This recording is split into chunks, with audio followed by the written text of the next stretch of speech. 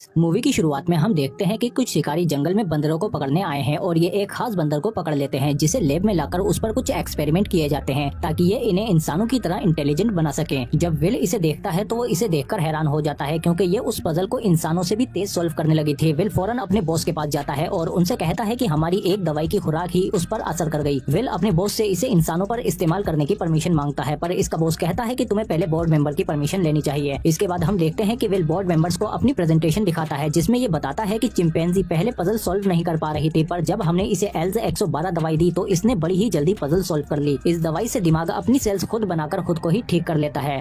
इसे ही अल्जाइमर का इलाज कहते हैं। जब गार्ड्स बंदर को बाहर लाने की कोशिश करते हैं तो वो बंदर इन पर अटैक करके वहाँ से भाग जाती है। इधर विल बोर्ड मेंबर्स को बताता है कि इस दवाई की वजह से बंदरों की आंखें हरी दिखने लगती हैं। तभी बंदर कांच तोड़कर अंदर आ जाती है और बोर्ड मेंबर्स पर अटैक करने से पहले ही गार्ड उसे शूट कर देता है और विल कुछ नहीं कर पाता। इसके बाद विल का बॉस फ्रैंकलिन कहता है कि दवाई का बंदरों पर गलत असर हो रहा है, इसीलिए इन सभी बंदरों को मार दो। फिर जब विल अपने बॉस के पास आता है तो वो इसे बताते हैं कि बोर्ड मेंबर ने दवाई पर रोक लगा दी है और ये रिसर्च भी अब बंद हो चुकी है। वो अब इसमें और पैसा लगाना नहीं चाहते पर विल कहता है कि हमने इस दवाई पर 5 साल का वक्त और रिसर्च लगाई है। विल के बहुत कहने पर उसके बॉस मान जाते हैं और उसे इस दवाई पर आगे रिसर्च करने की परमिशन दे देते हैं। इसके बाद विल जब जैकब के पास आता है तो उसे वहाँ उसी चिंपैंजी का बच्चा मिलता है। जैकब बताता है कि वो हम पर हमला नहीं कर रही थी बल्कि वो अपने बच्चे की हिफाजत कर रही थी और हमें पता ही नहीं था कि इसका बच्चा भी है। और फिर जैकब उस बच्चे को विल को दे देता है पर विल उसे घर ले जाने से मना करता है। पर जैकब कहता है कि मैंने 12 चिंपैंजी को मार दिया है पर इसे नहीं मार पाऊंगा, इसीलिए अब इसे मारना है या अपने घर ले जाना है ये तुम्हारे हाथ में है। और फिर हम देखते हैं कि विल इस बच्चे को अपने घर ले आता है। इसके डैड इस बच्चे को देखकर बहुत खुश हो जाते हैं और ये इस बच्चे का नाम सीजर रखते हैं। इस बच्चे का दिमाग बहुत तेज है। 3 साल की उम्र में ही इसका दिमाग इंसानों से ज्यादा तेज है। विल का ये मानना है कि इसकी आंखों का हरा रंग बताता है कि एल्ज 112 दवाई बेटे को माँ से विरासत में मिली है। इस दवाई ने इसके दिमाग को और भी तेज कर दिया है। 9 महीने की उम्र में ही वो रंगों को पहचानने लगा, ड्राइंग बनाने लगा और अपने कपड़े खुद ही पहन लेता है। 2 साल की उम्र में वो ऐसी पहेलियां सुलझा लेता है जो 8 साल के बच्चे भी नहीं सुलझा पाते और ये शतरंज भी काफी अच्छी खेलने लगा है। इसके बाद हम देखते हैं कि विल के डैड की हालत भी और ज्यादा बिगड़ने लगती है क्योंकि इन्हें अल्जाइमर यानी भूलने की बीमारी है।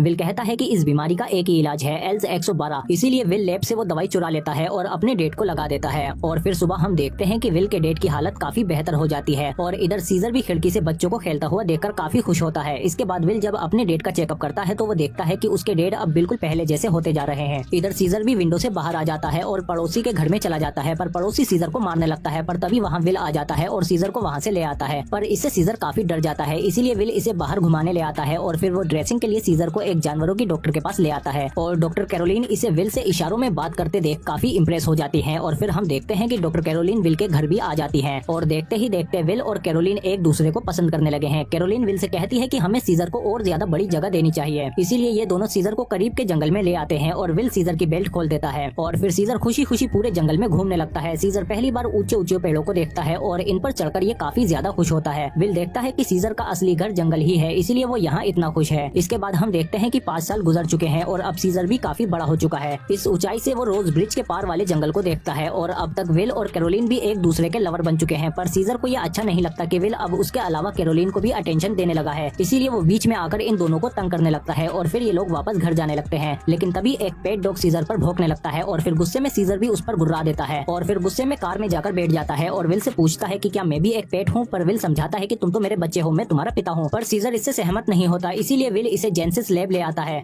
और इसे समझाता है कि तुम्हारी माँ इस लैब में मर गई थी जिसके बाद मैंने ही तुम्हें पाला है। तुम्हारी माँ पर एक टेस्ट हुआ था, उसी दवाई एल्स 112 का जो मैंने अपने पिता को दी है और उस दवाई का असर तुम्हारी माँ से तुम में भी आ गया है, इसीलिए तुम बाकी बंदरों से समझदार हो। इसके बाद विल सीजर को वापस घर ले आता है और फिर कैरोलिन विल से कहती है कि मुझे पूरी बात बताओ कि ये सब क्या है। जिस पर विल उसे बताता है कि सीजर की जान बचाने के लिए मैं उसे अपने साथ ले आया था पर मुझे बिल्कुल भी अंदाजा नहीं था कि उसकी माँ की दवाइयों का असर उस पर भी हुआ है और धीरे धीरे सीजर का दिमाग और भी तेज होने लगा। हालांकि मैंने एल्ज 112 दवाई दिमाग की नसों को ठीक करने के लिए बनाई थी पर सीजर पर इस दवाई का कुछ ज्यादा ही असर हुआ है। कैरोलिन कहती है कि ये गलत है पर विल कहता है कि मेरे डेट पर कोई दवाई काम नहीं कर रही थी सिवाय इसके। पर कैरोलिन कहती है कि तुम कुदरत के साथ खेलने की कोशिश कर रहे हो जिसे कोई काबू नहीं कर सकता। पर विल कहता है कि ये दवाई बहुत अच्छी है, मेरे डेड और सीजर इसका सबूत है। सुबह हम देखते हैं कि विल के डेड उल्टे कांटे से खाने की कोशिश कर रहे हैं। सीजर उसे ठीक कर देता है। विल के डेड पहले जैसी हरकतें करने लगे हैं, इसीलिए विल लैब में अपने डेड के ब्लड टेस्ट करता है जिसमें उसे पता चलता है कि उसके डेड की बॉडी एल्ज 112 दवाई के खिलाफ एंटीबॉडी बनाकर उसका असर खत्म करने लगी है, इसीलिए वो फिर से अल्जाइमर की बीमारी का शिकार होते जा रहे हैं। और एक सुबह वो अपनी कार समझकर पड़ोसी की कार में बैठ जाते हैं और उसकी कार ठोक देते हैं। तभी पड़ोसी आकर उनसे लड़ने लगता है और ऊपर से सीजर ये सब देखकर गुस्से से आग बबूला हो जाता है और आकर पड़ोसी उसी को मारने लगता है। उसकी एक उंगली पकड़कर अपने दांतों से काट देता है।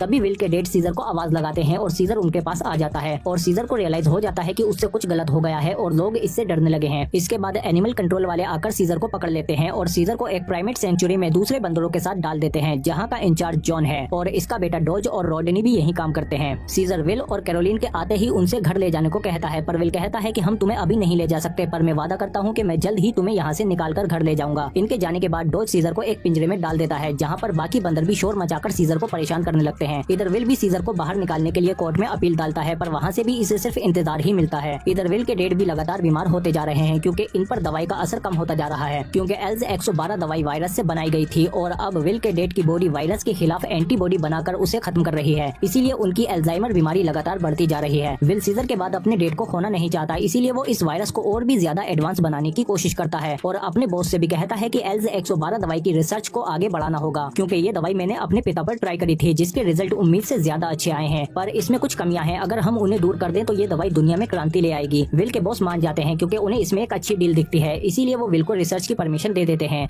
इधर डॉज सीजर को खाना देता है, पर उसे ऐसा खाना खाने की आदत नहीं, इसीलिए वो उसे डॉज के ऊपर ही फेंक देता है, जिस पर डॉज उसे सजा देने के लिए टॉर्चर करता है। इसके बाद सीजर को घर की बहुत ज्यादा याद आती है, इसीलिए वो अपनी विंडो की ड्राइंग बनाकर उसके पास ही खड़ा हो जाता है। इधर विल ने भी एल्ज 112 दवाई को और एडवांस बनाकर उसे एल्ज 113 का नाम दे दिया है और इसके पहले टेस्ट के लिए ये कोबा को चुनते हैं, पर टेस्ट के दौरान कोबा बिगड़ जाता है, जिससे जेकब का मांस घट जाता है और एल्ज 113 दवाई उसकी सांस के साथ उसकी बॉडी में चली जाती है। इधर सेंचुरी में जब सीजर बाहर आता है तो यहाँ का अल्फा चिंपैंजी रॉकेट अपना दबदबा दिखाने के लिए सीजर की शर्ट फाड़ देता है और उसे मारने लगता है। सीजर उससे बचकर पेड़ पर चढ़ता है, पर रॉकेट उसे वहाँ से नीचे गिरा देता है, पर जैसे ही रॉकेट उस पर दोबारा हमला करता है तो डॉज इन दोनों को ही ट्रैंकुलाइजर से शूट कर देता है। इधर लैब में विल का बॉस देखता है कि कोबा ने उसका नाम लिखा है, जिसे देखकर ये हैरान हो जाता है और फिर ये कोबा पर और टेस्ट करने को कहता है। इधर हम देखते हैं कि फ्रैंकलिन पर एल्ज 113 दवाई के वायरस के गलत असर पड़ने लगे हैं। इधर सेंचुरी में एक ओरेंगेटॉन सीजर से साइन लैंग्वेज में बात करने लगती है और सीजर के पूछने पर वो बताती है कि मैंने ये एक सर्कस में सीखा था। अगले दिन विल और कैरोलिन सीजर से मिलने आते हैं, जिन्हें देखकर सीजर बहुत खुश होता है और विल को बताता है कि उसे मारा गया है। तभी विल डॉज का कॉलर पकड़कर उसे दीवार में घुसेड़ देता है, पर तभी वहाँ जॉन आ जाता है। विल उसे कहता है कि सीजर अब यहाँ और नहीं रहेगा, मैं उसे अपने साथ ले जा रहा हूँ, पर जॉन कहता है कि इसे ले जाने के लिए तुम्हें पहले कोर्ट के ऑर्डर लाने होंगे। इसके बाद विल सीजर से कहता है कि मैं तुम्हें जल्द ही यहाँ से निकाल लूंगा,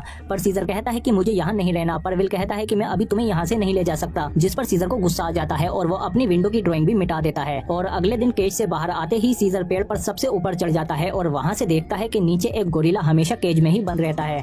इसके बाद रात को डॉज अपने दोस्तों के साथ चिंपैंजी को तंग करने के लिए आता है। इसी दौरान सीजर उसके दोस्त को पकड़कर उसकी नाइफ चुरा लेता है और फिर इनके जाने के बाद सीजर नाइफ की मदद से अपने केज का डोर खोल लेता है और बाहर आकर वो उस गोरिल्ला का केज भी खोल देता है, जिसका नाम बक है। और बाहर आजाद होकर बक बहुत खुश होता है और सीजर का शुक्रिया अदा करता है। इसके बाद सीजर रॉकेट का भी दरवाजा खोल देता है और उसे मुकाबले की चुनौती देता है। रॉकेट देखता है कि बक भी बाहर आ चुका है और बाकी सभी चिंपैंजी इनकी ओर देख रहे हैं। अपनी सूझबूझ से सीजर रॉकेट को हरा देता है और चिंपैंजी के ग्रुप का नया अल्फा लीडर बन जाता है। इधर विल अपने डेड को एल्ज 113 दवाई लगाने की कोशिश करता है, पर उसके डेड दवाई लेने से मना कर देते हैं और फिर सुबह विल देखता है कि उसके डेड मर चुके हैं। विल इन्हें वो दवाई नहीं दे पाया। अपने डेड का अंतिम संस्कार करने के बाद विल अब सीजर को वापस लाने की ठान लेता है। इधर हम देखते हैं कि जेकब की हालत भी बिगड़ती जा रही है। उस पर एल्ज 113 दवाई के वायरस का असर हो रहा है और वो इसे दूसरों को भी फैला रहा है। इधर विल भी जॉन को रिश्वत देकर सीजर को छोड़ने के लिए मना लेता है, पर अब सीजर घर नहीं जाना चाहता। वो विल के साथ आने से मना कर देता है। अगली सुबह सीजर मॉरिस को बताता है कि एक अकेला बंदर कमजोर है, पर एक साथ हम एक मजबूत ताकत हैं। पर मॉरिस कहती है कि बंदर बेवकूफ होते हैं। इसके बाद सीजर रॉडनी को कोट डालते हुए देख लेता है और फिर रात को दरवाजा खोलकर बाहर आ जाता है और जब ये अपने घर आता है तो विल और कैरोलिन एक साथ सो रहे होते हैं और सीजर फ्रिज में से एल्ज 113 दवाई निकाल लेता है जो विल अपने डेट के लिए लाया था और फिर सीजर दवाई लाकर बाकी सारे बंदरों को दे देता है और सुबह सीजर देखता है कि सभी चिंपैंजी की आंखें हरी हो गई हैं, मतलब दवाई ने अपना काम कर दिया। और इधर हम देखते हैं कि जेकब भी वायरस की वजह से मर गया। और इधर सेंचुरी में जब डॉज सीजर से वापस केज में जाने को कहता है तो सीजर उससे कहता है नहीं और एक जोरदार फटका मारकर डॉज को बेहोश कर देता है और बाकी सारे चिंपैंजियों को भी आजाद करा देता है। बाकी चिंपैंजी रॉडनी को मारने लगते हैं, पर सीजर उन्हें रोक देता है कि हम इंसानों को नुकसान नहीं पहुंचाएंगे। तभी डॉज टेजर से अटैक करने की कोशिश करता है, पर तभी सीजर वाटर से उसे रोक देता है और टेजर के करंट से डॉज मर जाता है। इसके बाद सभी चिंपैंजी सेंचुरी से आजाद हो जाते हैं और जब विल यहाँ आता है तो उसे डॉज की लाश और एल्ज 113 दवाई के कंटेनर मिलते हैं। इधर सीजर भी बंदरों के साथ जेनेसिस लैब पर हमला कर देता है और लैब को बर्बाद करके सभी चिंपैंजियों को आजाद कर देता है, जिनमें कोबा भी है। फ्रैंकलिन जब लैब में आता है तो उसे यहाँ चारों तरफ बंदर ही बंदर मिलते हैं। ये फौरन हेलीकॉप्टर में बैठकर वहाँ से भाग जाता है। इसके बाद ये सब एक जू में आकर बाकी बंदरों को भी आजाद करा लेते हैं और शहर की तरफ बढ़ने लगते हैं। तभी सीजर देखता है कि एक पुलिस ऑफिसर चिंपैंजी को पकड़ रहा है। तभी सीजर और बाकी चिंपैंजी उस पर हमला कर देते देते हैं और ये वहाँ से भाग जाता है। इसके बाद ये ऑफिस वगैरह को तोड़ते हुए आगे बढ़ते हैं और पुलिस इन्हें रोकने की कोशिश करती है, पर ये सब उन पर भारी पड़ते हैं और पुलिस इन्हें रोकने में नाकाम हो जाती है। इसके बाद ये सब ट्रेन पर चढ़कर शहर के बाहर जाने लगते हैं और फिर हम देखते हैं कि जल्द ही ये ब्रिज पर भी आ जाते हैं, पर यहाँ पर पुलिस पहले से ही हथियारों के साथ तैनात है। सीजर इन्हें देखकर रुकने को कहता है और सबको ब्रिज के ऊपर और नीचे चढ़ने को कहता है, पर पुलिस ऑफिसर घोड़ों पर बैठकर इन्हें मारने के लिए आते हैं। पर बक एक पुलिस ऑफिसर को पकड़कर मारने लगता है, लेकिन सीजर उसे रोक देता है। इधर गोरिल्ला एक बस को उल्टा करके उसे अपनी शील्ड बना लेते हैं और फिर बाकी बंदर ब्रिज के ऊपर से इन पर हमला कर देते हैं और जल्द ही ये पुलिस वालों को काबू कर लेते हैं और उनके हथियार भी छीन देते हैं। तभी विल आकर सीजर को आवाज लगाता है, पर तभी हेलीकॉप्टर इन पर गोलियां बरसाने लगता है। सीजर को बचाने के लिए बक बीच में आ जाता है और उस हेलीकॉप्टर को क्रैश करा देता है। जब सीजर उसे देखता है तो बक उसके हाथों में ही दम तोड़ देता है। इसके बाद सीजर देखता है कि हेलीकॉप्टर में फ्रैंकलिन था, इसीलिए सीजर पीछे हट जाता है, लेकिन तभी वहाँ कोबा आता है और वो हेलीकॉप्टर को नीचे गिरा देता है और फ्रैंकलिन मर जाता है। इसके बाद सीजर सभी बंदरों को लेकर ब्रिज के पार जंगल में चला जाता है। विल भी इसके पीछे पीछे जंगल में आ जाता है और सीजर को आवाज लगाने लगता है, पर तभी कोबा इस पर अटैक कर देता है, लेकिन सीजर आकर कोबा को दूर फेंक देता है। विल सीजर से कहता है कि अगर तुम वापस घर आओगे तो मैं तुम्हारा ख्याल रखूंगा, पर सीजर कहता है कि अब यही मेरा घर है और फिर वो वापस अपने साथियों के बीच चला जाता है और विल भी मान जाता है कि यही इसका असली घर है। इसके बाद हम देखते हैं कि पड़ोसी एयरपोर्ट से बाहर जा रहा है, लेकिन जेकब से एल्ज 113 दवाई का वायरस इसमें भी आ गया था और धीरे धीरे ये सभी में फैलने लगता है। और इसी के साथ ये मूवी यहीं